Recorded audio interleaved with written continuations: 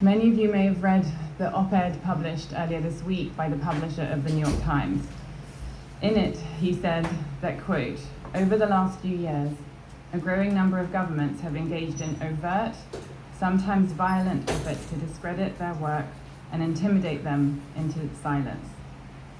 This is a worldwide assault on journalists, an assault on the public's right to know, on core democratic values, and on the concept of truth itself."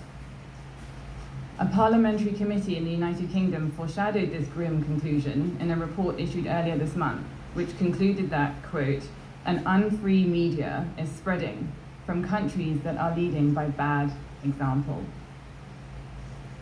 It is time to turn things around. In my legal practice, I have defended journalists in many different jurisdictions, and my foundation has a program, Trial Watch, that monitors their trials worldwide. It is clear to me that although more than 170 states have signed up to the international treaty in which they promise to protect free expression, the international system that is supposed to enforce this promise is broken.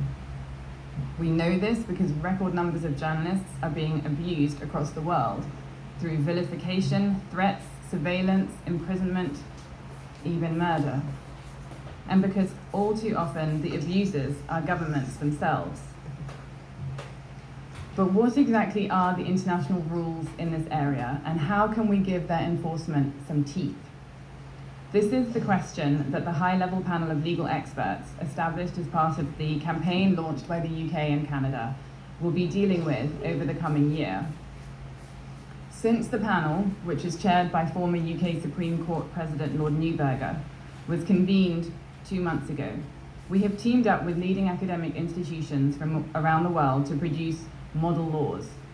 In other words, advice to states on the free speech guarantees that must be respected under international law. Our research targets laws being used every day to punish journalists for their work.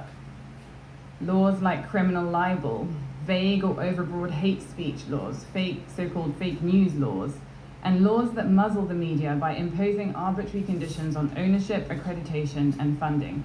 As we heard, this is the case in Sudan, among many other places.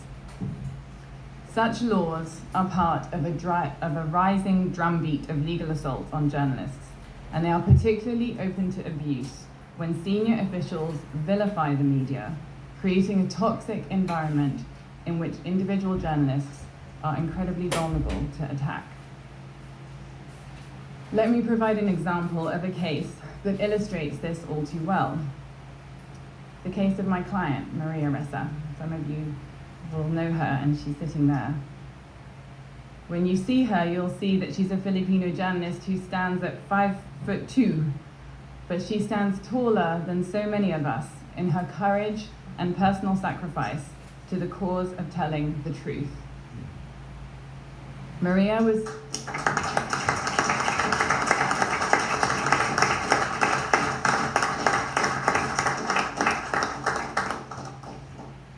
Maria, as some of you know, was CNN's bureau chief in Jakarta and in Manila before she set up her own online news portal.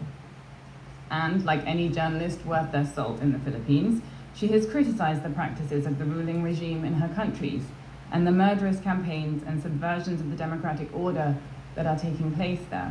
The authorities have responded to this single reporter with the full weight of the state.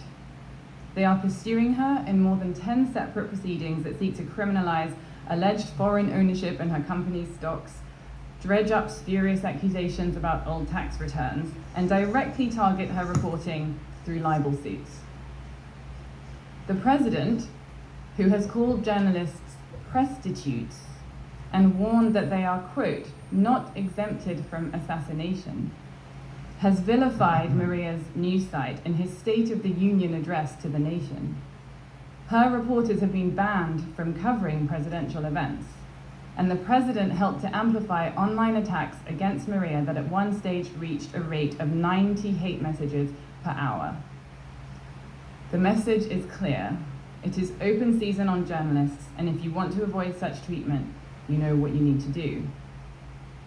Now, Maria has a team of lawyers who can help her expose the abuse of the law and the violation of international treaties involved in this campaign to silence her. And there is still some hope that her case could be resolved.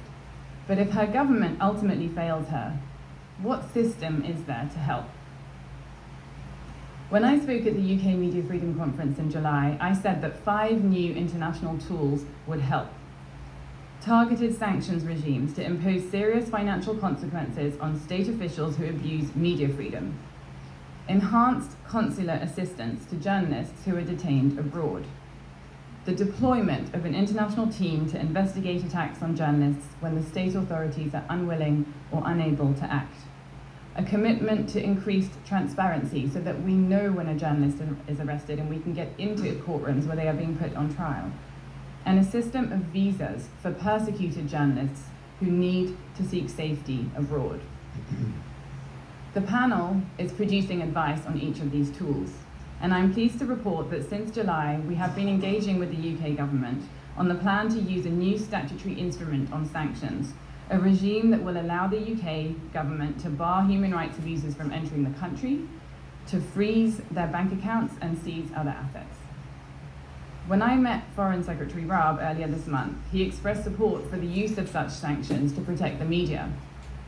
And I'm encouraged by the Foreign Secretary's statement earlier this week that the new system of targeted sanctions will, quote, provide a layer of UK accountability against those who target journalists with impunity in their countries. And Lord Ahmed repeated this firm commitment quite clearly a few minutes ago. Targeted human rights sanctions have actually rarely been used to protect individual journalists under threat. Neither the EU nor the UK imposed them in the wake of the chilling murder of Jamal Khashoggi. And even systems with developed so-called Magnitsky regimes have been slow to apply them in situations involving the arbitrary detention of a journalist or systematic attacks on the media. So this is an important opportunity to lead with a new paradigm, that when the media is attacked, targeted sanctions will be a counterattack. I hope that the work of the legal panel, and more broadly the campaign, will ultimately assist those states that are truly willing to promote free expression and expose those that are not. I hope we can help to switch the default from impunity to accountability, and that we will witness the consistent use of targeted sanctions when journalists are persecuted or killed. I hope that we can begin to shine a light on what is happening in the dark, so that sunlight can play its role as disinfectant. When Maria was arrested at her office in Manila, the police officer who handcuffed her whispered into the ear of one of her colleagues, "Be silent, or you're next." I would bet that her colleague will not be silent, and it's our job to make sure that she's not next. Thank you.